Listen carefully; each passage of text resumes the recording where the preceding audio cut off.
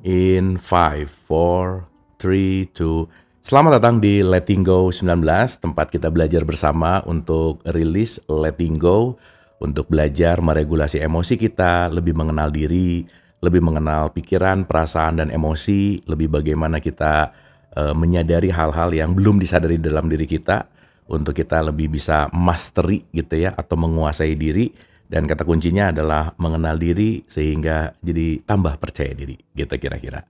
Oke teman-teman, ini udah yang ke-19, jadi perjalanan kita udah lumayan panjang gitu ya. Jadi boleh diulang-ulang kalau yang mau mengulang-ulang, karena saya rasa pengulangan itu akan membawa kita untuk lebih mengerti, lebih dalam, dan yang paling pasti lebih merilis sesuatu gitu kira-kira. Karena kita selalu ya, rumus kita adalah sesama murid yang belajar, semua guru, semua murid.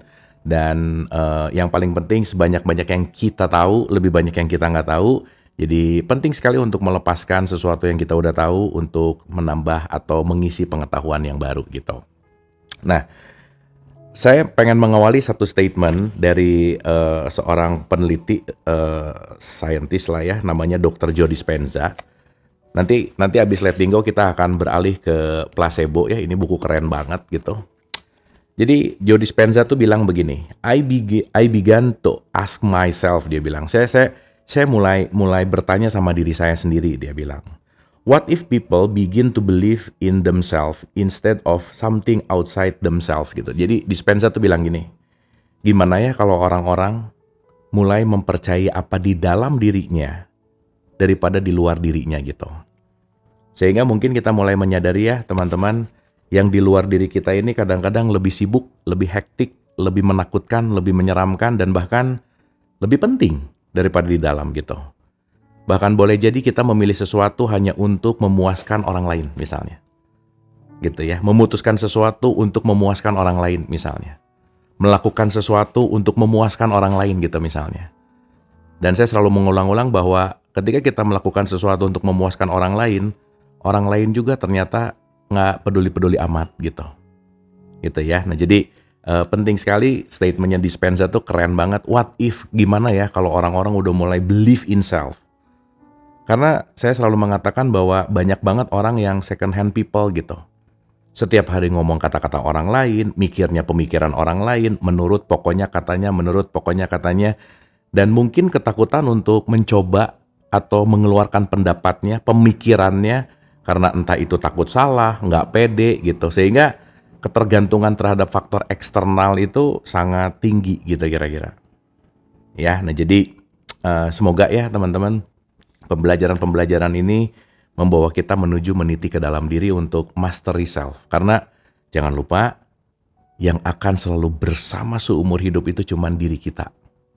Nggak akan ada orang yang akan menyayangi kita kecuali sebaik-baiknya kita menyayangi diri sendiri gitu. Jadi kalau nggak kita yang sayang sama diri sendiri, mau nyari kemana gitu. Dan harapan-harapan faktor eksternal mengerti kita, harapan-harapan orang lain nurut sama ekspektasi kita, itu yang akan membawa kita semakin menderita, semakin stres, depresi, dan seterusnya. Karena unrealistic expectation, ekspektasi yang tidak realistis. Dan semua orang hanya melakukan apa yang mereka mau, bukan apa yang kita mau. Nah, jadi kembali ke dalam itu penting banget gitu. Ya. Nah, dalam bahasan-bahasan letting go ini berbicara tentang emosi, teman-teman. Ingat ya, kata kunci kita tuh ada di manas. Gitu. Manas itu segitiga mental kita, ada pikiran, perasaan, dan emosi gitu. Ingat, kita ini punya basic emotion. Ya, saya mau mengulang sedikit ya, supaya teman-teman bisa bedain dulu mana emosi, mana perasaan. Kadang orang nggak bisa bedain sih, mana emosi, mana perasaan. Satu emosi bisa mengeluarkan ribuan pikiran. Jadi kalau overthinking mau ngeberesin pikiran, mending ngeberesin emosinya. Kenapa? Karena satu emosi itu menghasilkan ribuan pikiran. Jadi kalau ngeberesin satu emosi, itu ngeberesin ribuan pikiran gitu. Anyway, nah, maka saya pengen mengulang sedikit ya teman-teman. Ada 8 basic emosi gitu. Jadi kalau saya ngambil dari Daniel Goleman gitu ya, di Emotional Intelligence, Kalau kita bicara tentang emosi, sedikit ya. Apakah emosi itu? Kata yang selalu saya rujuk dalam buku ini adalah emosi. Istilah yang makna tepatnya masih membingungkan baik para ahli psikologi maupun ahli filsafat selama lebih dari 1 abad. Jadi emang udah 100 tahun ini masih confused lah ya. What is emotion gitu? Apa sih sebenarnya emosi gitu? Dalam makna paling harfiah, Oxford English Dictionary mendefinisikan emosi sebagai setiap kegiatan atau pergolakan pikiran, perasaan, nafsu, setiap keadaan mental yang hebat atau meluap-luap gitu. Oke? Makanya salah satu arti emosi itu movere. Movere itu artinya adalah bergerak gitu. Kita bisa bergerak itu karena ada emotion. So, kaitan emosi itu sama energi. Maka dalam Hawkins, energi dibagi 2 energi dibagi 2 vibrasi, dibagi kepada 17 frekuensi gitu. Nah, jadi kalau kita udah mulai menyadari bahwa oke, kita ini makhluk energi yang selalu bervibrasi dan terbagi ke dalam beberapa frekuensi gitu. Maka teman-teman mendengarkan suara saya, tetapi sejatinya suara itu hanyalah instrumen. Suara hanya rambatan, tetapi suara di belakangnya ada vibrasi. Maka mulailah percaya sama vibrasi daripada sama kata-kata. Karena saya bisa bohong, tapi vibrasi nggak bisa bohong. Karena kata-kata bisa menipu, tapi vibrasi nggak bisa menipu. Kenapa? Ketika kita merasakan vibrasinya, kita akan tahu rasa sejatinya gitu. Maka ketika kita lebih peka kepada vibrasi, kita akan tidak mudah untuk tertipu oleh kata-kata gitu. Sebagai contoh sederhana. Pernah nggak ngedengar ada orang ngomong muter-muter tapi nggak ada maknanya gitu. Nggak ada isinya. Tapi mungkin kalau orang ini wise, orang ini bijaksana, omongannya nggak terlalu banyak, tapi jelek banget gitu. Makanya Rumi selalu mengatakan apa yang disampaikan dari hati akan menyentuh hati gitu. Artinya apa? Yang menyentuh itu bukan kata-katanya, tetapi vibrasi di belakang kata-katanya. Bahkan diamnya kita itu bervibrasi gitu. Makanya seorang ibu yang peka sama anaknya, bahkan anaknya tidak berkata-kata, ibunya tahu kalau anaknya lagi sedih. Ibunya tahu kalau anaknya lagi bad mood misalnya. Kenapa? Karena kita tuh memancarkan vibrasi gitu. Jadi kalau dalam istilah sains itu kita tuh ada torus, di dalam torus kita itu ada di dalam gelombang vibrasi gitu. Dan vibrasi itu sebetulnya yang terus-menerus memancarkan sesuatu gitu. Oke? Nah, itulah kenapa kita penting untuk tahu nih emosi kita gimana, perasaan kita gimana, pikiran kita gimana gitu. Dan kalau kita nggak mau menyadari, bahkan nggak mau belajar, akhirnya kita dikendalikan nih sama si emosi gitu. Padahal emosi itu didesain untuk apa? Untuk kita perhatikan, untuk kita pelajari gitu. Makanya semakin kita banyak memiliki waktu untuk mempelajari diri, kita akan mengurangi waktu untuk menilai orang lain. Pun sebaliknya, kalau terlalu sibuk mikirin orang lain, gimana kita punya waktu untuk mengenal diri gitu kira-kira. Ya, nah. Jadi teman-teman kembali nih ya, bahkan pertemuan kita ini nggak mungkin kalau nggak ada vibrasi dan frekuensi, nggak mungkin. Karena yang nggak sefrekuensi nggak akan kesini. Pun kesini nggak akan betah pasti gitu. Karena kenapa? Ini apa sih, ngomongin apa sih, nggak jelas banget misalnya. Karena connectivity kita, nomor 1 itu hanya berdasarkan emosi dulu gitu. Saya kasih contoh sederhana. Tertarik dulu, baru kita cari alasan kenapa aku tertarik. Karena kecerdasan emosi itu memengaruhi lebih dari 40% dalam keseharian kita. Jadi kalau udah nggak suka, ya emang nggak suka aja udah gitu. Nggak bisa dipaksa. Maka ilmu kesadaran itu nggak bisa dipaksain. Kenapa? Ujungnya adalah kenyamanan. Karena kalau kita udah mulai nyaman, otak kita itu tidak bicara benar atau salah. Nyaman atau enggak. Gitu. Sehingga ya itu hal nggak bisa dipaksa gitu kira-kira. Anyway, nah makanya begitu emosinya oke, baru pikiran akan mencari alasan kenapa emosiku oke gitu. Jadi kata kuncinya adalah suka nggak gitu. Kalau nggak suka nggak bisa dipaksa. Gitu. Nah makanya semua berkaitan sama apa? Energi, vibrasi, frekuensi, emosi, pikiran dan emosi, perasaan dan pikiran gitu. Gitu ya. Nah jadi balik lagi teman-teman. Kalau kita udah mulai menyadari ini, banyak hal yang akan kita ngerti gitu.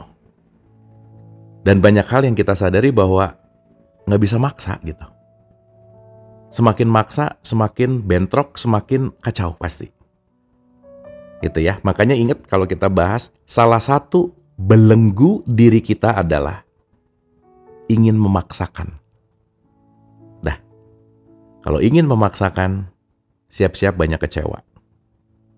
Ingin memiliki, siap-siap banyak kecewa. Ingin dihargai, siap-siap banyak kecewa. Ingin diakui, siap-siap kecewa gitu. Karena kenapa? Kaitannya sama emotion intelligence. Maka penting banget untuk merawat kecerdasan emosi kita gitu. Ya, jadi ada pertanyaan, jadi harus gimana? Harus belajar. Ya. Luangkan banyak waktu untuk mempelajari diri sendiri daripada ingin merubah orang lain mengikuti keinginanku. Luangkan banyak waktu untuk belajar diri sendiri daripada kebablasan waktu untuk menilai orang lain gitu. Gitu ya kira-kira. Ada yang masih ingat. Bukan time will heal tapi practice will heal. Nice banget. Oke, nah ada 8 emosi dasar yang mungkin kita akan pahami.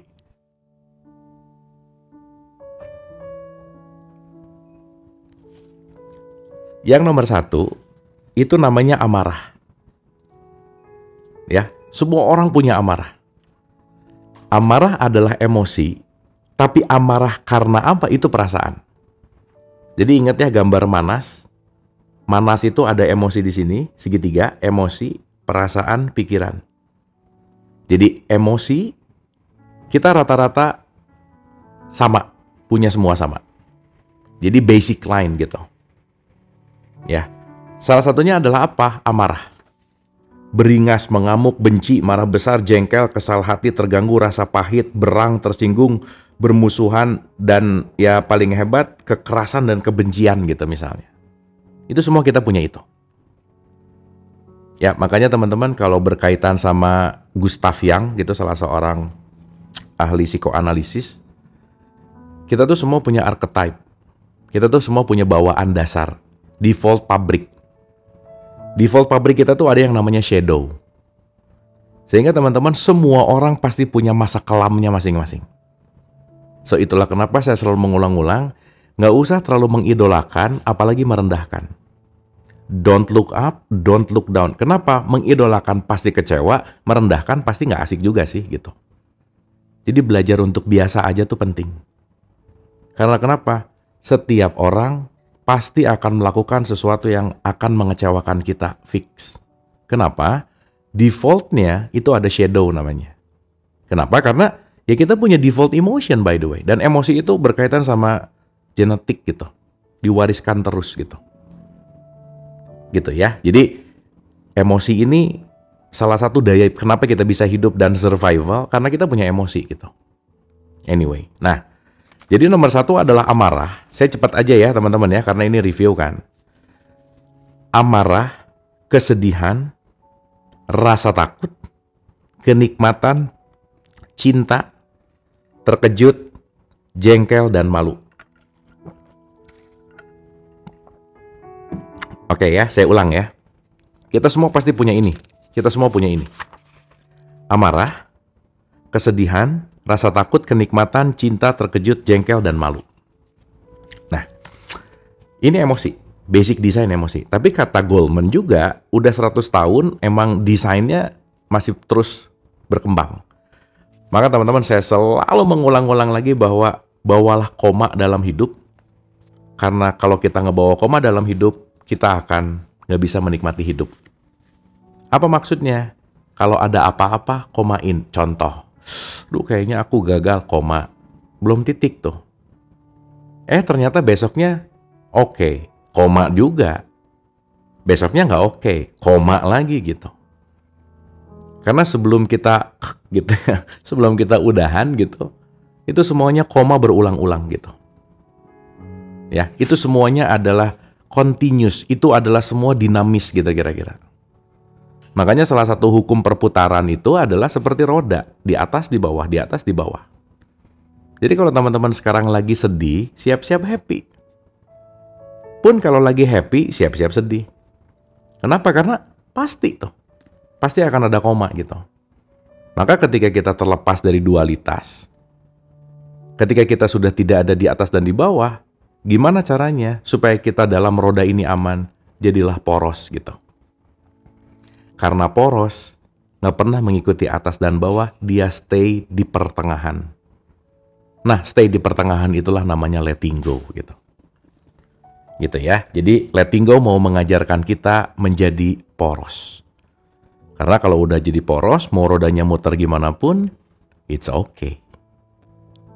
Kalau mau muternya gimana atas bawah, it's okay juga. Kenapa? Karena letting go. Gitu ya. Nah, nggak mungkin kita letting go kalau kita nggak mengenal perasaan kita, tuh nggak mungkin. Ya, makanya pelajari emosi, pelajari perasaan, perhatikan pikiran gitu. Kan kita tuh merasa setiap hari berpikir, padahal kita nggak berpikir sih.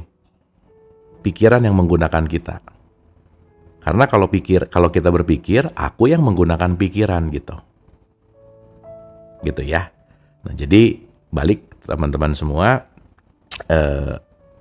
yuk sibukkanlah diri kita untuk mengenal diri gitu. Sibukkanlah diri kita untuk terus menyelami diri gitu.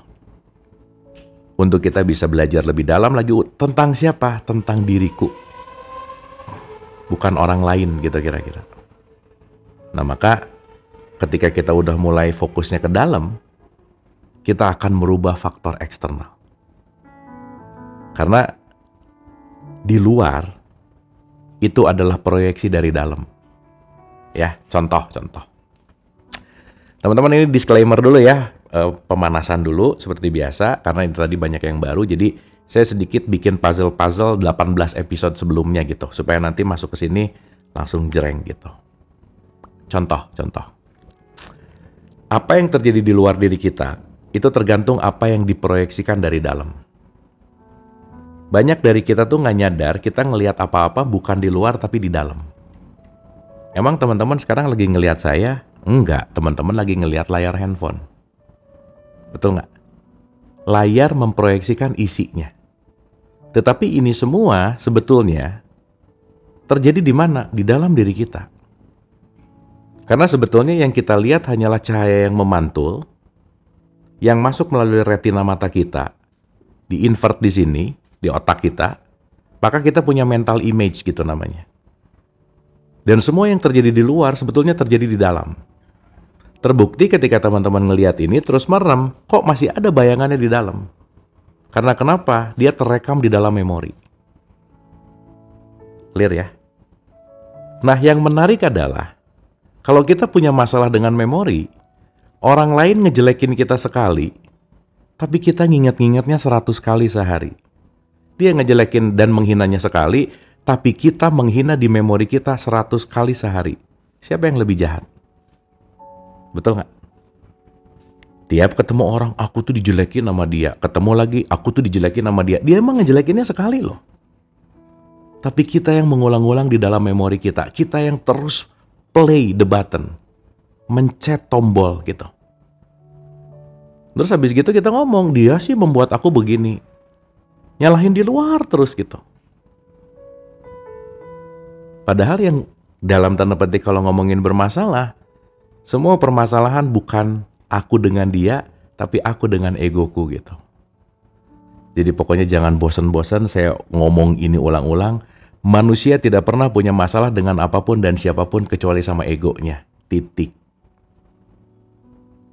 Ego ada di mana? Di dalam. Jadi kalau punya masalah, jangan cari jalan keluar, tapi cari jalan ke dalam. Begitu kamu menyelesaikan di dalam, di luar selesai.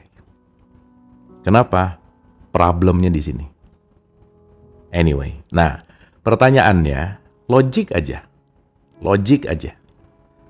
Kalau teman-teman nonton di bioskop, layar itu diam, dia hanya pasrah kepada proyeksi dari proyektor. Betul nggak? Layar tuh nggak bisa komplain. Ketika ada satu scene yang dia nggak suka, nggak tiba-tiba jadi hitam, ya udah aja terima. Layar itu tugasnya hanya menerima proyeksi dari proyektor. Selesai.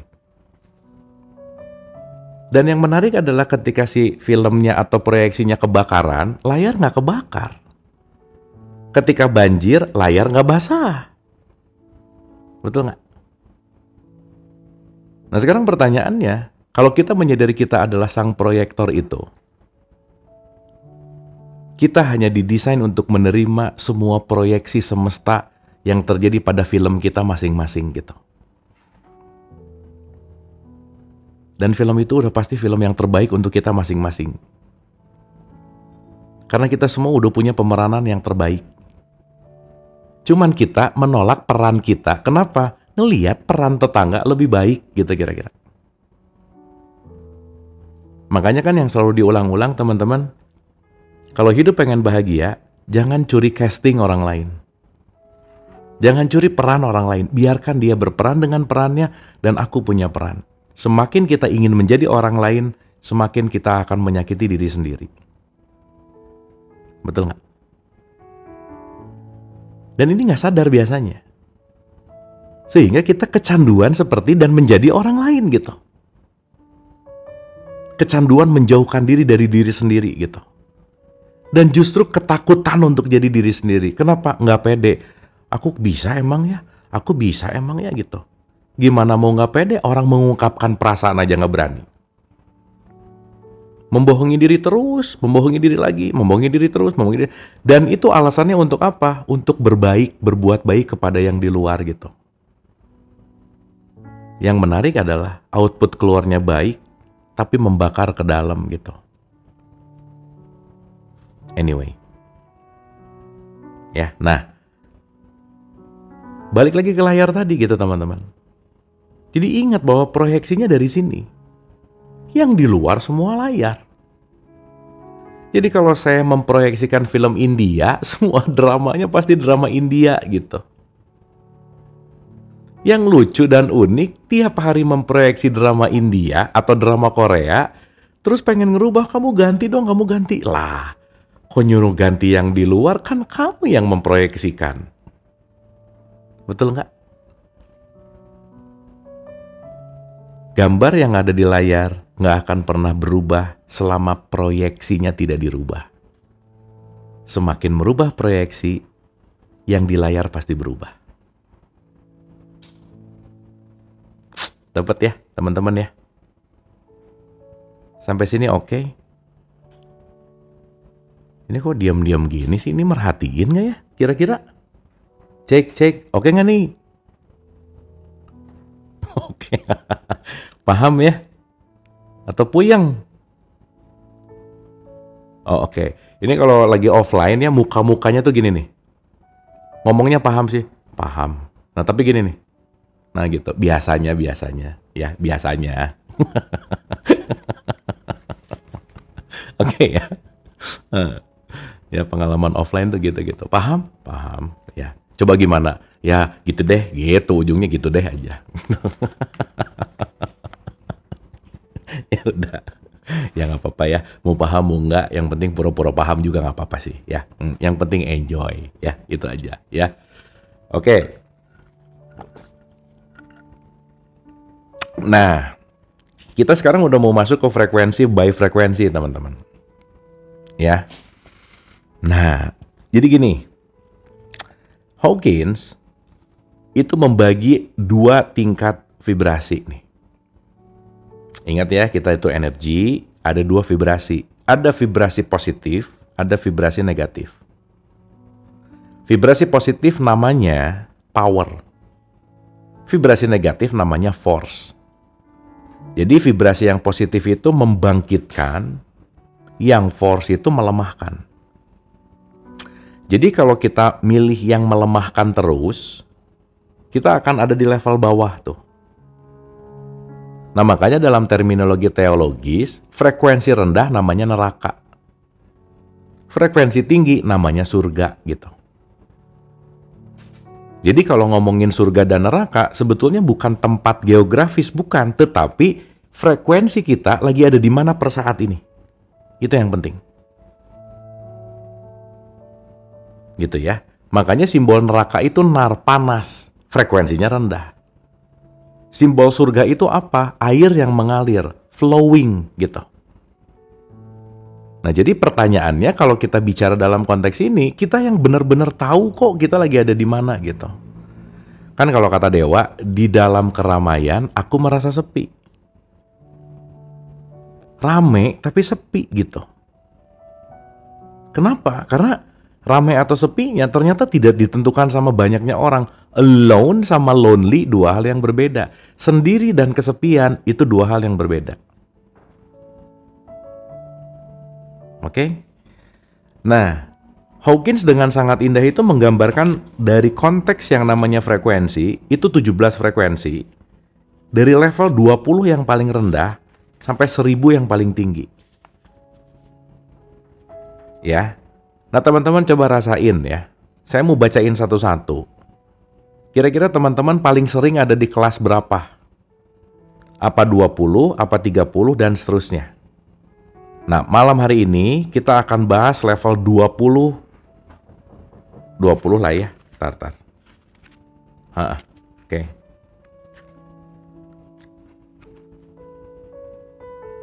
Malam hari ini kita akan bahas dari 20, 30, 50. Kita kira-kira. Ya. Nah, saya mau bacain cepet aja ya, teman-teman ya. Ini hanya untuk mengulang.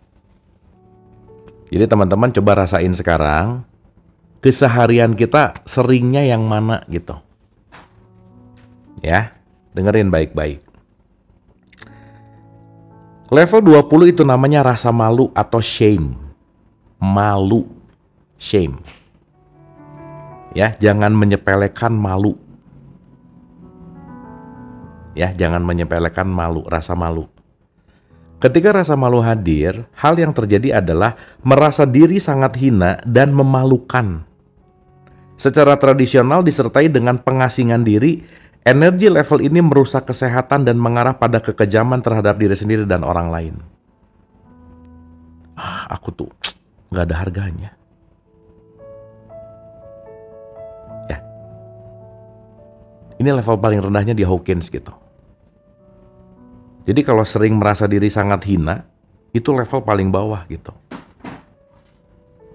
Kan saya udah ulang-ulang ya teman-teman. Kalian emang gak sempurna sih. Tapi kalian berharga gitu. Sangat berharga. Makanya hadir di sini gitu. Ya. Naik satu level, itu 30 namanya rasa bersalah. Guilt. Oke. Pada medan energi ini, seseorang ingin menghukum dan dihukum. Ini mengarah pada penolakan diri, penyesalan, penghancuran diri. Pokoknya urusan diri semua konteksnya adalah ini salahku. Udah pokoknya saya paling salah aja. Aku tuh ibu yang gak baik, aku tuh istri suami yang gak baik, aku tuh orang tua yang udah aja. Aku tuh gak baik gitu. Dan yang menarik adalah, aduh maaf ya ini kalau ke-trigger, tapi Hawkins bilang begini, punya kecenderungan bunuh diri. Memproyeksikan kebencian terhadap diri sendiri kepada orang lain dengan orang jahat adalah hal yang umum terjadi. Jadi, ya itu tuh. Konteksnya menyalahi diri terus gitu.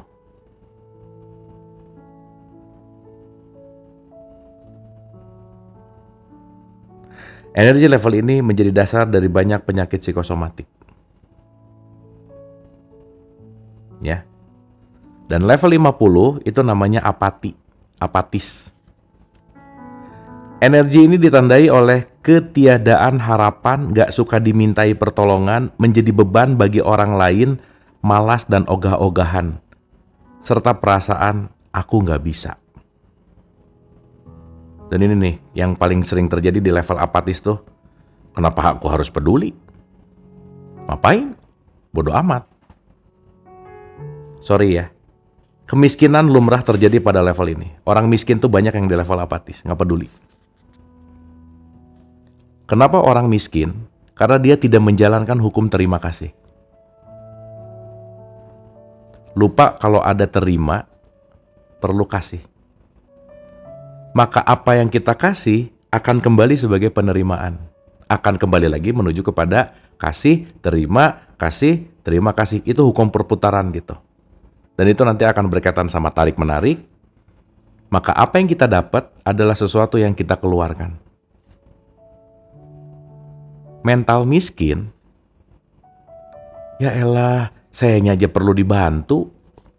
Dia pengen nerima terus gitu. Nah, ngasihnya nggak ada gitu. Maka ketika dia pengen nerima terus dan dia nggak mau ngasih, nggak akan ada tuh perputarannya. Dan ngasih di sini kan kalau nggak punya uang ya nggak harus uang, bisa tenaga, bisa pikiran. Seenggaknya memberikan sesuatu yang paling penting, simple aja. Indikator parameter orang yang spiritualitasnya membaik, belajarnya mulai oke, sederhana. Tingkat menyebalkannya berkurang gitu misalnya. Oke? Makanya Hawkins bilang di level apatis ini, kemiskinan lumrah terjadi pada level ini gitu. Jadi kalau di level ini, udahlah. Mentalnya yang miskin berarti. Kenapa? Karena ngapain harus peduli? Saya aja susah makan. Ngapain harus nolong? Saya aja kesulitan gitu. Nah, gitu kira-kira. Oke, teman-teman ya. Nah, kita akan detailkan 20, 30, 50 ini di level frekuensi yang paling 3 terbawah gitu kira-kira. Jadi sorry ya kalau misalnya banyak bete, banyak benci, itu lagi frekuensi rendah banget, itu neraka namanya. Jadi lucu ya, saya selalu ulang-ulang kasih contoh. Aku tuh masuk neraka, padahal tiap hari lagi kesal terus, ya dia udah di neraka sebetulnya gitu. Kok takut masuk neraka orang tiap hari di situ gitu. Anyway. Ya, nah jadi balik lagi teman-teman. Start untuk membaca. Iqra gitu bahasanya. Iqra itu artinya observe. Observasi gitu. Check and recheck, check and recheck, check and recheck. Saya lagi ada di mana gitu. Anyway. Ya. Oke teman-teman ya. Cukup ya pemanasannya ya. Oke. Kita mau sampai jam berapa nih? Kita perjanjian dulu. Ini baru mulai nih. Lama juga pemanasan ya. Ya lumayan lah. Lanjut ya. Oke. Cukup no. Jangan nambah sedih dong. Oke, sip ya. Ngikut aja. Nice. Lanjut ya. Oke. Kita mulai masuk ke bab 4. Bab 3 kita udah beres nih. Gila ya, bab 4 udah 19 episode coba. Tapi ya udahlah teman-teman ya. Kan nggak buru-buru namatin juga kan, kita nggak ngejar apa-apa lah ya, just enjoy. Oke. Nah, di bab 4 ini itu Hawkins langsung loncat ke judulnya tuh menarik nih. Apati dan depresi. Ya, kita akan banyak belajar tentang apati dan depresi gitu. Oke, teman-teman, semangat ya. Nah, biar semangat.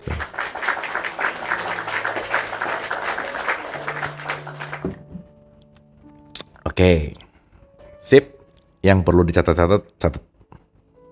Anyway, kan nanti ada rekamannya juga sih. Oke, siap ya. Let's start with apathy and depression. Apati dan depresi, by the way. Bab 4. Apati adalah keyakinan aku tak mampu. Ya, udah nggak bisa gitu. Nggak bisa gitu. Oke? Apati adalah keyakinan aku tak mampu. Sebuah perasaan bahwa kita tak mampu melakukan apapun terhadap situasi kita dan tak ada orang lain yang bisa membantu. Tolong garis bawahi ini. Udahlah. Saya nggak mampu. Dan nggak ada orang yang bisa nolong. Kalau ngomongin nggak ada orang yang bisa nolong, benar sih. Gitu. Ya. Teman-teman, please. Jangan depend on anything. Jangan berharap suatu saat akan ada dewa penyelamat yang menyelamatkan bla bla bla bla bla. Udahlah. Udah aja. Ya, ingat, my life is my making. Hidupku tergantung pilihanku. Anyway, Nah, apati adalah keyakinan aku tak mampu, sebuah perasaan bahwa kita tidak mampu melakukan apapun terhadap situasi kita dan tidak ada orang lain yang bisa membantu. Perasaan ini merupakan ketiadaan harapan dan ketidakberdayaan. Ini terkait dengan pikiran-pikiran seperti siapa yang peduli, apa gunanya, ini membosankan, mengapa harus repot, lagi pula aku tak bisa menang, peduli ngapain sih, gak akan menang, gak akan bisa, gak akan ngerti, oh ngapain ini susah, udahlah. Nah gitu kira-kira. Ini mudah-mudahan gak ada di ruangan ini ya. Kan di ruangan ini semua mau belajar gitu ya. Anyway. Ini merupakan peran yang dimainkan oleh, ya ini di film Winnie the Pooh ya, Eeyore namanya. Karakter murung dalam Winnie the Pooh yang mengatakan, oh well. Kan dia, oh well. Ini biasanya saya, seperti biasa teman-teman ya, ini karena racikan saya, jadi saya akan kaitkan kemana-mana untuk konteks ini gitu ya, saya kaitkan ke beberapa perspektif gitu. Ini rata-rata sering gini nih orangnya. Dah. Nah gitu tuh. Coba perhatiin deh. Lagi gimana? Nah gitu tuh. Gitu ya, menghela. Gitu tuh. Ya. Nah, lagi pula tidak akan ada gunanya hilangnya keberanian, kalah, merasa mustahil, sulit melakukan apapun, merasa sendirian, menyerah, terisolasi, terasing, menarik diri, terpisah, terpencil, murung, merasa terlemahkan, merasa tak terpenuhi, pesimistis, tidak peduli, nggak ada humor nih ya. Teman-teman kurang humor hati-hati ya. Kurang humor hati-hati aja. Merasa tidak berarti, absurd, tidak punya arah, tidak berdaya, merasa gagal, terlalu lelah, putus asa, kacau, menjadi pelupa, fatalistis, merasa sangat terhambat, merasa terlalu tua, merasa terlalu muda. Paling belajar gini-gini masih muda gitu. Padahal nggak tahu ya. Urusan muda tua nggak terlalu penting dalam tanda petik. Kenapa? Karena menua itu pasti, mendewasa itu pilihan. Hancur, negatif, merasa hancur gitu ya. Kesepian, tidak berguna, tidak bisa merasa nam itu apa ya? Kebas. Suram. Bosen gitu. Ya ini Hawkins ngasih detail gitu ya. Ini si apatis tuh di situ gitu. Tujuan biologis dari apati adalah mengharap bantuan, tetapi bagian dari perasaan itu sendiri merasa bahwa tidak akan ada bantuan yang datang. Ngarep, tapi udah apa ya? Nggak mungkin gitu. Nah ini terjadi sama orang yang berdoa. Ketika dia berdoa, sikap hatinya miskin dan mentalnya down. Ketika dia, aku nggak berdaya. Udah yang datang nggak berdaya juga gitu kira-kira. Gitu ya. Sebagian besar populasi dunia berada pada level apati. Ini harus digarisbawahi sih. Sebagian besar populasi dunia berada pada level apati. Sebagian besar populasi dunia berada pada level apati. Ini note banget sih. Bagi mereka, tidak ada harapan bahwa mereka akan bisa memenuhi kebutuhan-kebutuhan dasar.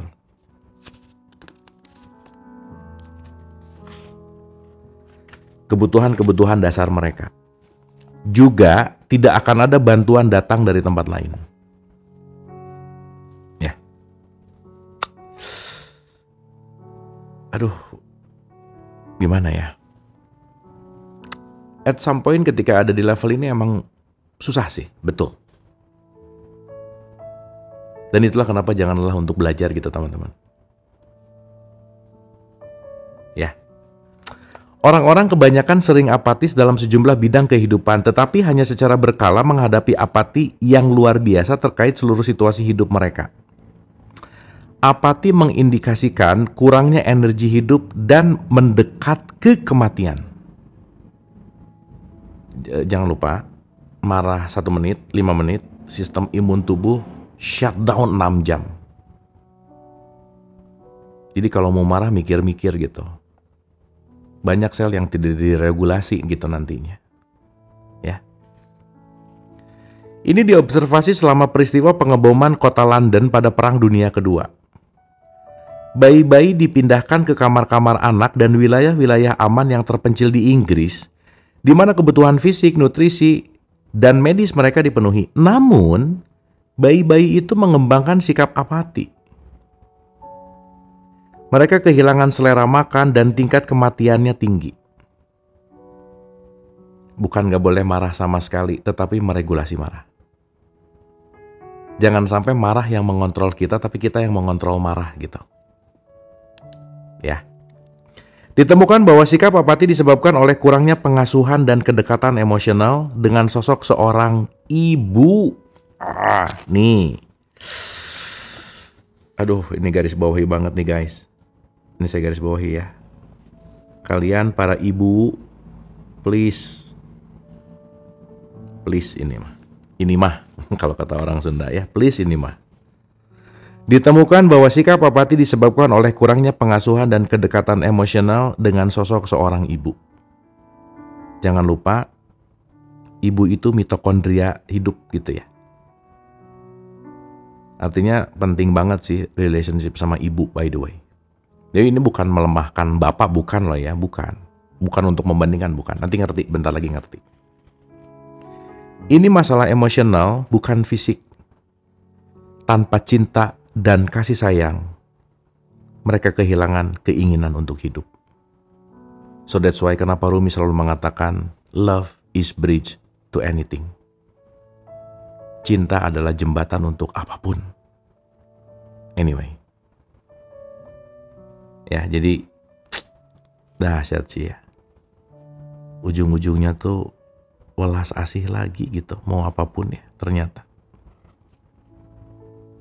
Kita tahu kalau di depan ada kata ke, itu pasti ngomongin sifat.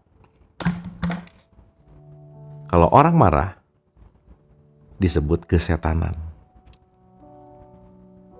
Itulah kenapa nomor 1 tuh sifat ketuhanan yang mengesa dalam diri kita gitu. Apa sih sifat Tuhan? Welas asih lah. Maka kalau udah ketuhanan yang Maha Esa, baru bisa jadi kemanusiaan yang adil dan beradab gitu. Jadi menjadi manusia setelah kita berwelas asih. Artinya apa? Kalau kita kekurangan welas asih, ya kayaknya gak pantas dianggap manusia gitu kira-kira. Mungkin levelnya masih orang gitu. Karena ternyata balik lagi nih, Stephen Hawking mengatakan bahwa masalah emosional bukan fisik. Tanpa cinta kasih sayang, mereka kehilangan keinginan untuk hidup. Anyway. Oke. Di Amerika Serikat, kita bisa melihat daerah-daerah tertentu yang penduduknya bersikap apatis. Ketika orang-orang dari daerah seperti itu muncul di berita televisi, seringkali dengan komentar seperti, jika pemerintah tidak memeriksa kondisi kami pasti akan kelaparan, tidak ada yang bisa diharapkan. Perasaan apati terkait teknik pelepasan itu sendiri bisa muncul sebagai perlawanan. Perlawanan tersebut bisa mengambil bentuk sikap dan pikiran seperti, teknik ini tak akan berhasil, apa bedanya? Aku belum siap untuk begini. Tidak ada bedanya. Aku terlalu sibuk, melepaskan perasaan dan pikiran itu melelahkan. Aku terlalu kacau, aku lupa, aku terlalu tertekan, aku sangat ngantuk, aku sangat lelah, udah deh gitu. Udahlah, gak akan berhasil, udahlah. Teman-teman pernah gak ngalamin gitu atau ngelihat orang yang ayo dong, belum dicobain, gak bisa, misal gitu ya. Anyway, don't judge ya. Ini bukan untuk dijudge gitu, tapi untuk dievaluasi gitu. Beda tipis antara ngegosip sama mengevaluasi. Ya, tipis nih, kita lagi ngegosip tapi lagi mengevaluasi. Jadi kalau kalian mau ngegosip, bilang aja, ini gak ngegosip ya, ini mau mengevaluasi. Dia tuh ya, panjang jadinya ya. Nah akhirnya kalau gitu jadinya gini nih, ya, gitu kira-kira. Nah gitu. Ya, oke. Nah ini yang menarik nih teman-teman ya. Jadi setelah tadi dibicarain tentang bayi-bayi di London, Perang Dunia II gitu. Terus tadi cerita tadi gitu bahwa jalan keluar dari apati adalah mengingatkan diri sendiri tentang niatan kita. Yaitu menjadi lebih bahagia dan bebas, menjadi lebih efektif dan agung, wise lah ya bahasanya. Dan melepaskan perlawanan terhadap teknik pelepasan itu sendiri. Ya. Saya ulang ya. Jalan keluar dari apati adalah mengingatkan diri sendiri tentang niatan kita. You deserve gitu. Artinya kamu tuh layak bahagia gitu loh teman-teman.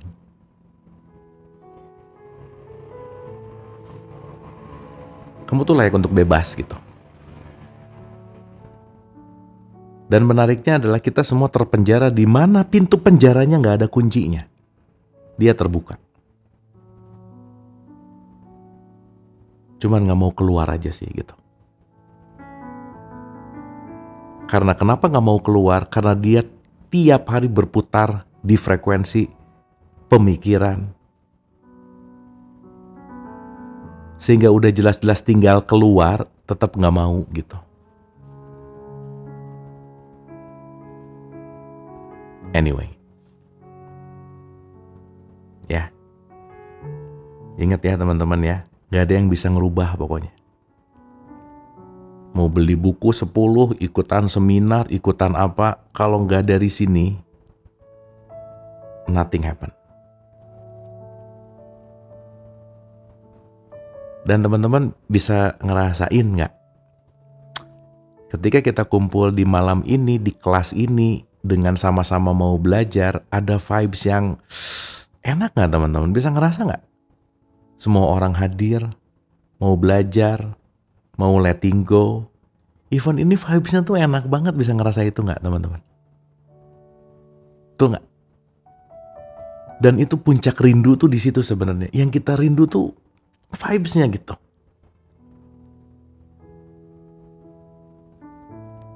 Ngangenin gitu ya, kira-kira bahasanya gitu ya. Karena yang ternyata yang kita cari tuh ini nih gitu.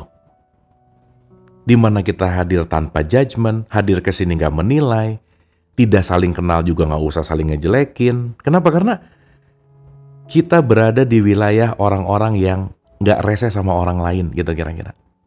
Setuju nggak? Nggak ngejat satu sama lain, nggak menjatuhkan satu sama lain. Kenapa? Karena kita datang ke sini datang dengan kerendahan hati gitu. Dan semuanya nggak ada yang ngerasa penting gitu. Even sayanya nggak penting gitu. Berarti datang ke sini bukan dengan kepentingan, tapi dengan ketulusan gitu. Anyway, itu mungkin kalau kita bicara sesuatu yang agung, sesuatu yang wise gitu, karena ya vibes ini yang priceless gitu teman-teman. Priceless. Anyway, ya. Setuju?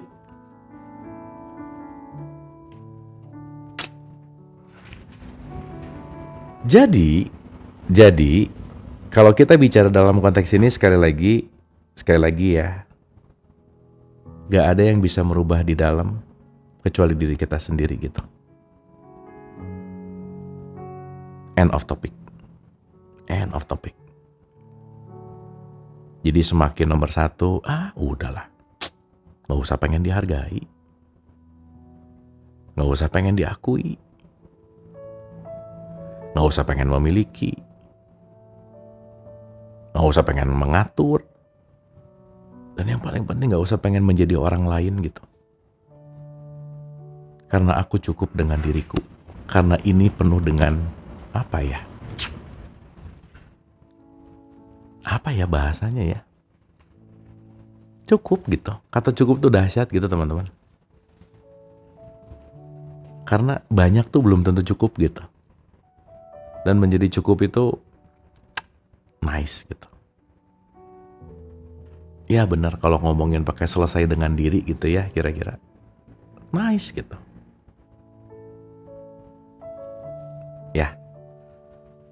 Nah, next on kita bicara tentang dua terms nih. Aku tak mampu, aku tak akan. Aku tak mampu versus aku tidak akan. Ya. Oke. Cara lain untuk keluar dari apati adalah dengan melihat apa yang kita dapatkan dari sikap itu. Lucu ya. Udah tahu kalau sikapnya gitu, hasilnya nggak enak. Tapi pengen berharap hasilnya beda, tapi sikapnya sama. Coba gimana? Kan rada insanity gitu kalau kata Einstein. Insanity adalah kegilaan adalah doing the same, gini, melakukan hal sama berulang-ulang, tapi hasilnya pengen beda gitu. Ya, nanam cabai, tapi tiap hari doa, ya Allah, tumbuhkanlah durian. Gak bisa lah. Aneh gitu. Oke. Cara lain untuk keluar dari apati adalah dengan melihat apa yang kita dapatkan dari sikap itu. Yang kita dapatkan bisa jadi adalah alasan-alasan untuk menyelamatkan muka demi menutupi apa yang sebenarnya kita takuti. Karena pada kenyataannya kita adalah makhluk yang sangat cakap yang mampu melakukan banyak hal, maka sebagian besar aku tak mampu sebenarnya adalah aku tidak akan. Begitu kita ngomong, aku nggak mampu, nggak akan aja udah. Contoh ya. Contoh nih. Pikiran, perasaan, energi tubuh. 4. Kalau 4-4-nya berjalan pada direction yang sama, that's powerful. Oke? Jadi kalau ada pikiran, perasaan, energi tubuh berjalan ke titik yang sama 4-4-nya, that's powerful. Itulah ucap, laku, lampah, ucap, perilaku, kata-kata, perilaku itu selaras gitu. Makanya sering dikatakan walk the talk. Lakukan apa yang kamu ucapkan. Contoh. Ketika saya menginginkan sesuatu, saya punya niat nih.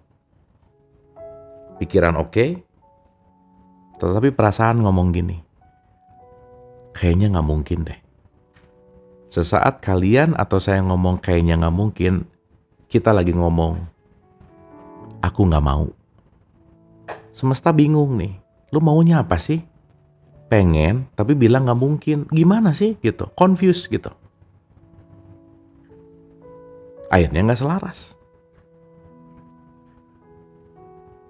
Yang akhirnya apa? Tiap 2 langkah ganti cita-cita gitu. 2 langkah ganti cita-cita lagi. Terus ngomong, cita-citaku tidak pernah terkabul. Ya bukan gak terkabul, kamunya aja gitu kira-kira. Ya. Dapat ya? Oke. Karena pada kenyataannya kita adalah makhluk yang sangat cakap yang mampu melakukan banyak hal, maka sebagian besar aku tak mampu sebenarnya adalah aku tidak akan. Di belakang aku tak mampu atau aku tidak akan seringkali adalah rasa takut. Maka ketika kita melihat apa yang ada di balik perasaan itu, kita telah meningkatkan skala kita dari level apati menjadi level ketakutan. Ketakutan adalah tingkat energi yang lebih tinggi daripada apati. Nah, takut better daripada apati gitu. Ya, jadi mendingan takut daripada apatis. Kenapa? Karena level energinya lebih tinggi gitu. Ketakutan setidaknya mulai memotivasi kita untuk bertindak dan dalam tindakan itu kita bisa kembali memasrahkan rasa takut dan beralih ke level amarah atau kebanggaan atau keberanian. Dan semuanya adalah level keadaan yang menjadi lebih tinggi dari apati. Jadi simple, Hawkins mau ngajak, cari cara gimana caranya jangan apatis aja. Dah.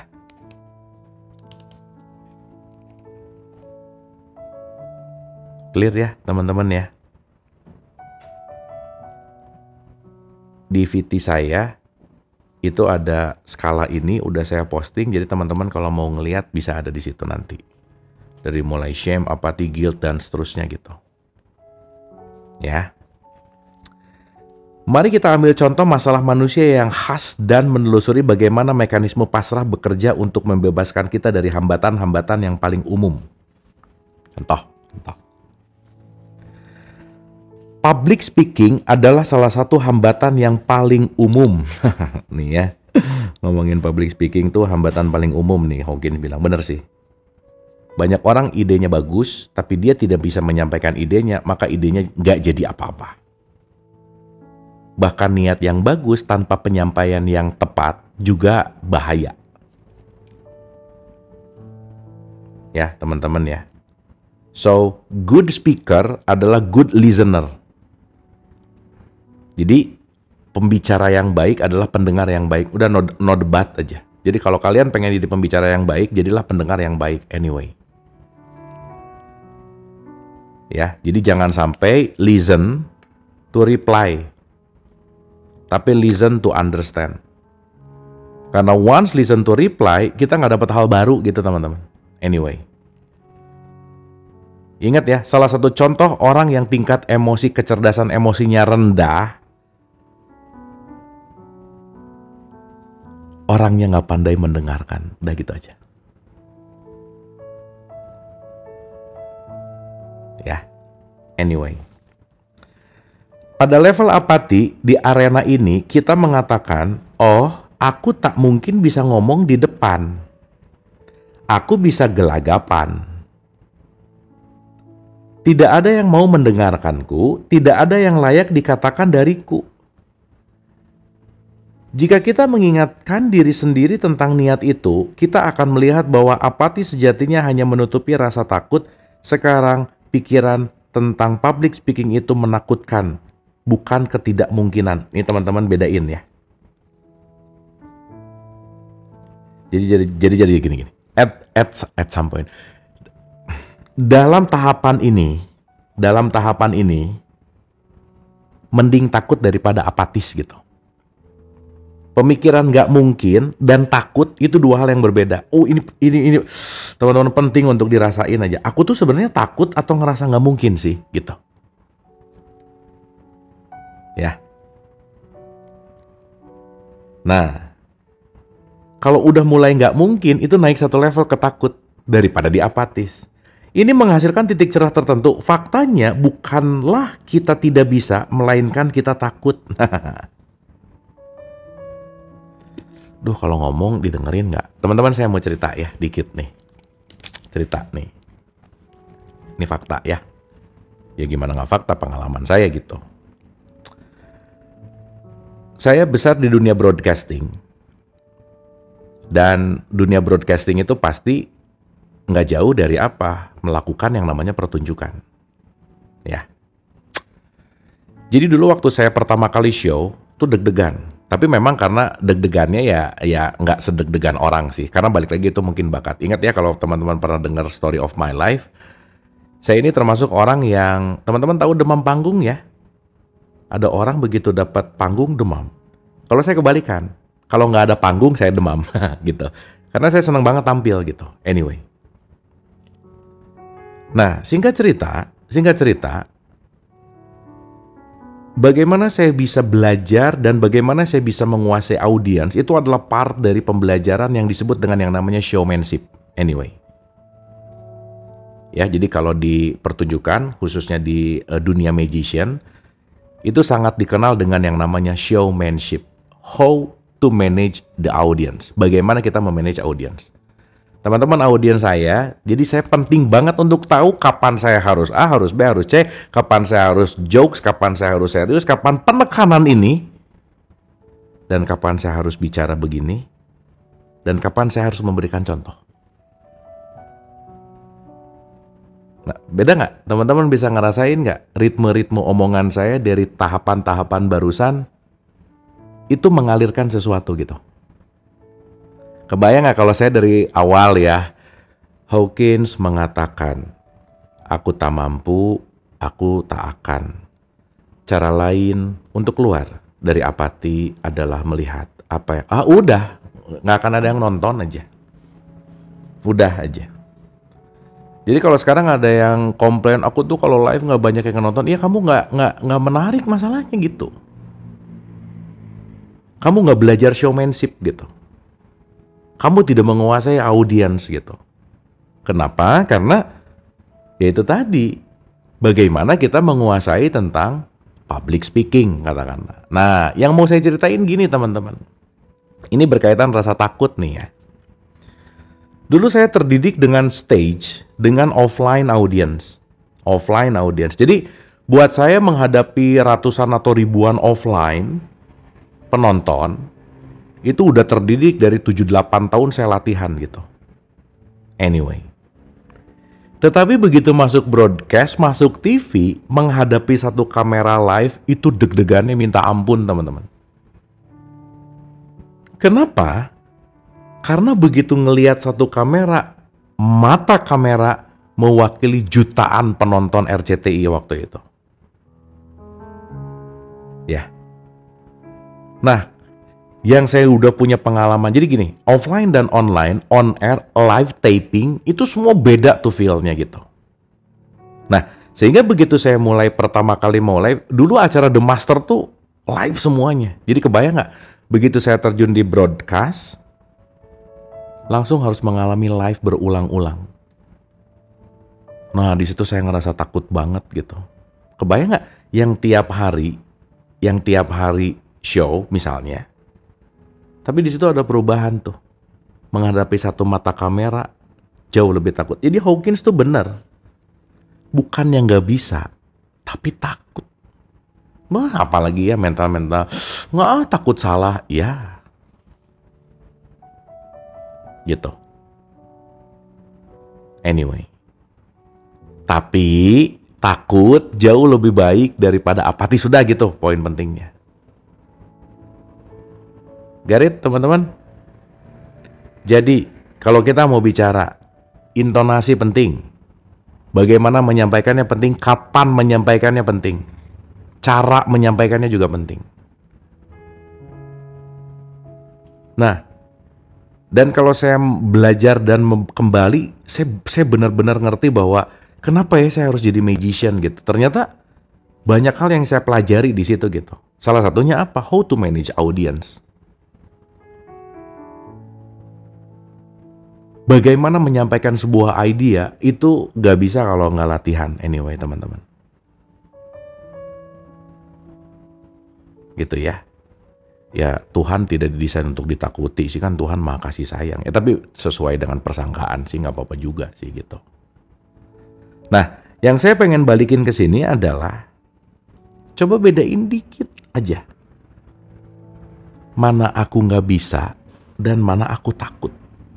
Dah, itu dulu. Dan benar kan ketika, benar kan tuh maksudnya saya ngomong sama diri saya. Benar gitu, ketakutan itu tuh nggak kejadian sih rata-rata gitu. Aduh kalau main ini nanti orang gimana mikirnya ya. Aduh kalau nanti gini nanti orang gimana ya mikirnya. Jadi yang jauh lebih banyak nyedot energi adalah bukan karyanya. Even sebelum memulai berkarya, energinya udah habis. Kenapa? Mikirin orang lain gitu. Ya tapi jangan gini juga, pede sih, tapi nggak ada skillnya ya jangan juga sih gitu.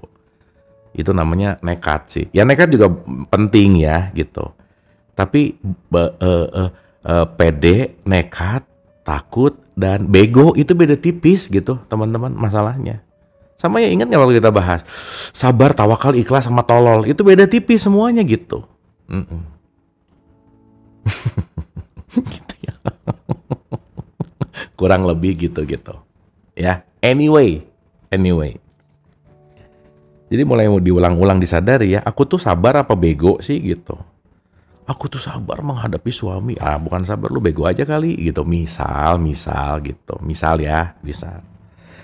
Nah ketika rasa takut ini muncul dan dilepaskan, kita menjadi sadar akan fakta bahwa kita punya hasrat untuk melakukan hal yang kita takuti.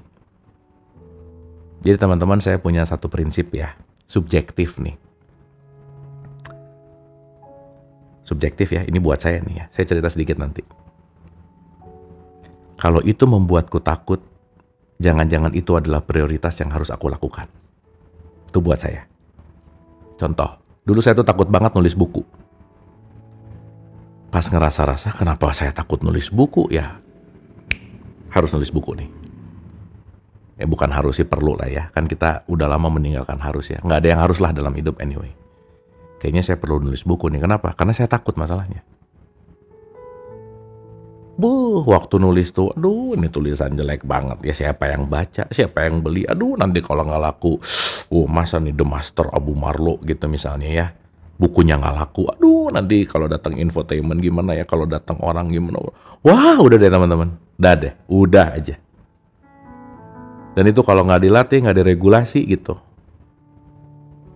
bahkan kita nggak akan bisa melakukan karya apapun yang membuat kita justru nggak kemana-mana gitu.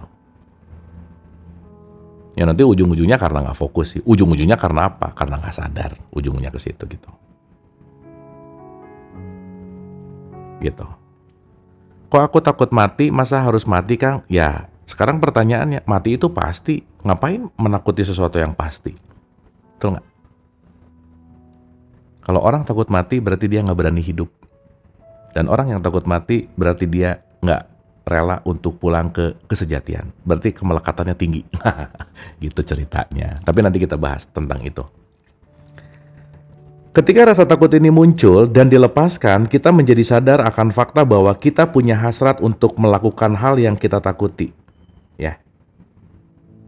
Sekarang kita melihat hasrat yang dihalangi oleh rasa takut dan mungkin diperparah oleh duka cita karena kehilangan kesempatan di masa lalu. Amarah pun muncul. Pada titik ini kita telah beralih dari apati ke duka cita, ke hasrat dan ke amarah. Nah, jadi ada layer ternyata teman-teman. Duh kenapa ya jadi gini? Karena dulu pengalamannya di ini paling gampang. Aduh mau ngomong nembak gimana ya? Nggak apa-apa ya. Dulu kayaknya pernah nembak tapi ditolak gitu misalnya. Ya pernah ada yang ditolak di sini. Itu kan ada trauma tuh biasanya. Tuh dulu ditolak nih misalnya. Tuh ya. Nah nanti kapan-kapan kita bahas trik nembak tanpa penolakan. Wah, nanti kita bahas tuh. Anyway, buat yang butuh aja sih gitu. Ya. Ya. Nah, jadi ternyata semua si level ini tuh layer by layer by layer by layer gitu kira-kira. Ya, tapi yang paling penting ya yang mau diomongin Hawking di sini adalah sebisa mungkin lepas dari apati aja.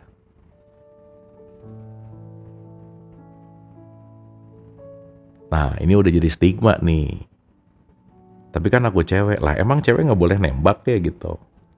Nah, itu kan stigma tuh ya.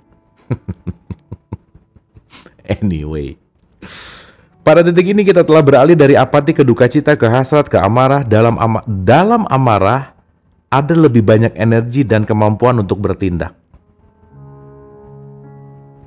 Amarah sering mengambil bentuk kekesalan, seperti kekesalan karena kita telah setuju untuk berbicara di depan umum dan sekarang merasa wajib untuk melakukannya. Ada juga amarah terhadap ketakutan kita yang telah menghalangi pencapaian di masa lalu. Dan amarah itu mengarah pada keputusan untuk melakukan sesuatu terhadapnya. Teman-teman jangan lupa ya, amarah tuh power loh. Tapi jangan sampai ada amarah, outputnya merusak gitu. Ingat ya cerita Adele diputusin atau putus gitu. Sedih, bikin lagu, kaya. Ini udah diputusin, lempar-lempar gelas, lempar-lempar piring, udah putus, piring gelas hilang, rugi gitu, ya. Jadi kalau habis diputusin, coba bikin lagu gitu, atau nulis puisi gitu, ya misal. Ya kalau nggak nulis puisi juga terserah deh gitu. Tapi yang penting coba pikirkan dan rasakan sesuatu yang mau melakukan apapun, jangan yang merugikan gitu. Ingat ya, itu semua adalah energi. Sama kayak cinta, teman-teman. Cinta itu energi yang besar. Tetapi ketika kita salah menggunakan, too much love will kill you, kalau kata Queen. Hati-hati gitu. Powernya gede, tapi salah make, itu menghancurkan gitu. Gitu. Ya. Ada juga amarah terhadap ketakutan kita yang telah menghalangi pencapaian di masa lalu, dan amarah itu mengarah kepada keputusan untuk melakukan sesuatu terhadapnya. Keputusan ini bisa mengambil bentuk kursus public speaking. Ketika kita mendaftar untuk kursus public speaking, kita telah bergerak naik ke energi kebanggaan karena kita akhirnya menghadapi masalah dengan berani. Dalam perjalanan ke kursus public speaking, sekali lagi, lebih banyak rasa takut yang muncul. Karena rasa ini terus-menerus diterima dan dipasrahkan. Kita menjadi sadar bahwa kita memiliki keberanian dalam kemampuan kita setidaknya untuk menghadapi ketakutan kita dan mengambil tindakan untuk mengatasinya. Level keberanian memiliki banyak energi. Energi itu mengambil bentuk pelepasan terhadap residu rasa takut, amarah, dan hasrat. Sehingga di tengah-tengah kelas public speaking, kita tiba-tiba mengalami penerimaan. Pertamanya takut, lama-lama ketagihan gitu. Ini sama kayak orang yang baru pertama live ya. Enggak. Besok-besok ketagihan. Live mulu gitu. Pertamanya malu biasanya gitu. Biasanya. Gitu ya. Dan itu kan perlu dilampaui. Dilampaui gitu.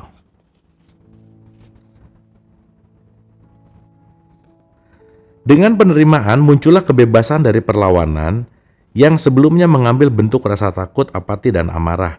Sekarang kita mulai mengalami kegembiraan. Yeay! Makanya teman-teman, begitu kita tahu sesuatu dan bisa sesuatu, waduh, girang banget gitu. Yes gitu. Sama kayak abis baca ya teman-teman. Rasain deh kalau yang suka baca, before after, 1 jam sebelumnya kayak nothing gitu begitu baca. Something gitu. Anyway. Tapi abis gitu diputusin, sedih juga sih gitu ya. Ujungnya ke situ. Ada kepercayaan diri karena penerimaan. Aku mampu melakukannya. Yes, I can do it. I can do it gitu. Makanya teman-teman perlu sedikit apresiasi terhadap diri, terhadap keberhasilan-keberhasilan kecil. Do appreciate yourself. Itu penting. Ya. Tapi apresiasinya jangan banyak makan gula, jangan ya. Aku mau mengapresiasi, banyak makan gula, jangan. Nggak bagus juga. Pada level penerimaan ada kesadaran yang lebih besar terhadap keberadaan orang lain, sehingga di kelas public speaking kita menjadi sadar akan rasa sakit, penderitaan, rasa malu orang lain di dalam kelas dan mulai peduli pada mereka. Nah, ini yang asik, begitu ketemu sefrekuensi, belajar bareng, ternyata orang juga gitu ya. Udah deh, gitu loh teman-teman. Tapi jangan gini ya, ternyata dia juga kasihan misalnya, contoh-contoh. Sekarang tuh banyak orang bersyukur tapi belagu misal ya. Nah, kamu tuh bersyukur ya. Kamu tuh tiap hari bisa makan makanan enak. Lihat tetangga, mau makan aja susah. Nah, ini bukan bersyukur, namanya ngehina gitu. Gitu ya. Seperti di room ini ya, itu ngelihat yang jomblo yang lain. Ini banyak juga ternyata gitu. Nah, gitu kira-kira. Contoh ya, contoh. Dengan munculnya rasa welas asih terhadap, ini penting nih. Ini penting banget nih. Salah satu key point nih. Makanya teman-teman, kalau ingin ahli, ajarin. Kalau pengen jadi master, ajarin. Karena setiap kita mengajar, semakin terasa. Semakin mastery gitu. Ya, itu penting. Makanya mengajar itu sesuatu hal yang mempertajam. Fix. Ya. Dengan munculnya rasa welas asih terhadap orang lain, kesadaran yang terpusat pada diri sendiri lalu menghilang. Peristiwa itu lalu disusul dengan datangnya momen-momen kedamaian. Ya ampun, teman-teman cobain deh. Kebaikan sekecil apapun itu really something. Makanya begitu kita ngasih, endorfin ada. Keluar tuh. Gitu. Maka nanti kita sadar bahwa kita nggak pernah nolong orang lain karena kenapa? Begitu aku menolong orang lain, aku lagi menolong diriku. Maka satu-satunya cara untuk menolong diri adalah menolong orang lain. End of topic. Period. Titik. Gitu. Dan kebayang nggak ketika kita mastery sesuatu, ada orang butuh, aduh teman-teman. Beneran nyaman gimana ya? Happy banget gitu. Dia lagi butuh tahu ini, tahu jawabannya, cerita, dan dia merasa mendapatkan, ya aduh teman-teman, itu udahlah. Priceless aja. Anyway. Ya. Peristiwa itu lalu disusul dengan datangnya momen-momen kedamaian. Dalam perjalanan pulang dari kelas, kita mengalami kepuasan batin, perasaan bahwa kita telah tumbuh, bahwa kita telah berbagi. Dengan berbagi, itu menumbuhkan diri sebenarnya. Makanya teman-teman, kenapa sih kita berbagi pengalaman? Apa yang aku alami, aku bagikan. Karena siapa tahu kamu bisa belajar dari apa yang aku alami gitu. Nice kan? Nice banget. Bukan debat, bukan merasa benar gitu. Makanya kalau dalam perspektif ya sering dengar nggak? Majelis taklim. Majelis taklim itu bukan tutur-tutur kata-kata ceramah. Bukan. Ini pengalamanku, apa pengalamanmu? Yuk berbagi pengalaman. Saling mengisi batin gitu loh. Anyway. Dalam pengalaman berbagi, kita telah melupakan diri sendiri untuk beberapa saat dan lebih mementingkan kebahagiaan orang lain. Jadi teman-teman, udah deh. Kalau kalian lagi bete, lagi sedih, cara lepas dari itu, tolonglah orang lain, apapun itu. Apapun itu.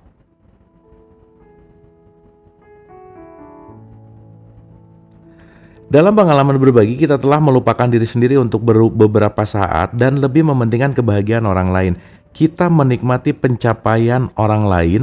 Dalam keadaan ini ada anugerah yang mentransformasi diri kita, penemuan kasih sayang di dalam batin, perasaan terkoneksi dengan orang lain, dan rasa welas asih atas penderitaan mereka. Dahsyat nggak? Ini kan the truth of love gitu teman-teman. Kita boleh ngomongin cinta gak sih? Jangan udah malam. Besok lagi ya. Pernah dengar cerita Zulaikha sama Yusuf gak? Wah, that's very good example banget tuh. Berbicara dalam konteks tentang peniadaan diri gitu. Wah, itu dahsyat sih. Karena dalam ulas asih dalam cinta bahwa aku tiada gitu kira-kira. Ya, saya kasih contoh nih ya. Ini dongeng bagus banget nih. Cerita lah ya. Dalam perspektif Sufism, tasawuf gitu. Ini saya cerita tasawuf tapi universal ya teman-teman ya. Jadi ada seorang murid datang ke guru tasawuf. Terus dia bilang, "Guru, aku mau belajar ketuhanan. Aku mau belajar tentang tasawuf gitu. Sufi gitu." Tahu nggak apa yang si guru ini nanya pertama kali ke muridnya? "Hai anak muda, kamu pernah jatuh cinta nggak?" Si anak muda ini yang mau jadi murid bilang, "Belum pernah guru." "Alah udah, nggak usah ngomong tasawuf lah. Kamu jatuh cinta aja dulu, nanti balik lagi." Jadi jatuh cinta adalah jembatan untuk mengenal Tuhan sebenarnya. Karena ternyata yang dicintai sebetulnya bukan siapanya, bukan sosoknya, tetapi hanya Dia. Dia yang menampil dalam sosok itu karena yang kita lihat ketika kita mencintai, kita hanya melihat dia gitu. Yang menampil pada sosok tertentu gitu. Singkat cerita, jatuh cintalah si orang ini. Ya teman-teman, kalau ngomongin cinta, cinta sama apa sih? Kulit? Kan enggak. Beauty itu di mana sih? Ya kulitnya sama-sama kulit kok. Sama-sama saripati tanah gitu, kecuali tanah sengketa misalnya. Tapi poinnya kan yang namanya the beauty itu bukan dalam konteks yang namanya physical. Ya, ada 4 cewek putih, belum tentu bisa ada rasa cinta gitu, sama-sama putih gitu kira-kira. So, what is love gitu? Karena balik lagi konteksnya tidak pada physical, konteksnya tidak pada jasad gitu. Ya, nah singkat cerita, si murid ini nggak ngerti apa urusannya sih guru saya nyuruh saya jatuh cinta, orang saya mau belajar ketuhanan gitu misalnya. Ya udah sih. Ya bukan berusaha juga ya, namanya cinta kan nggak bisa dipaksain gitu. Nah singkat cerita dia mengalami gitu, singkat cerita. Terus dia bilang ke gurunya, "Guru, aku udah siap belajar. Karena aku sudah mengalami jatuh cinta." Dia bilang. Terus dia bilang, si guru nanya, "Apa yang kamu rasakan ketika kamu jatuh cinta?" Si muridnya bilang, "Guru, jatuh cinta membuat aku tiada karena yang aku pikirkan hanyalah yang aku cintai. Jatuh cinta mengajarkan menghilangkan diriku karena yang hadir hanyalah yang aku cintai."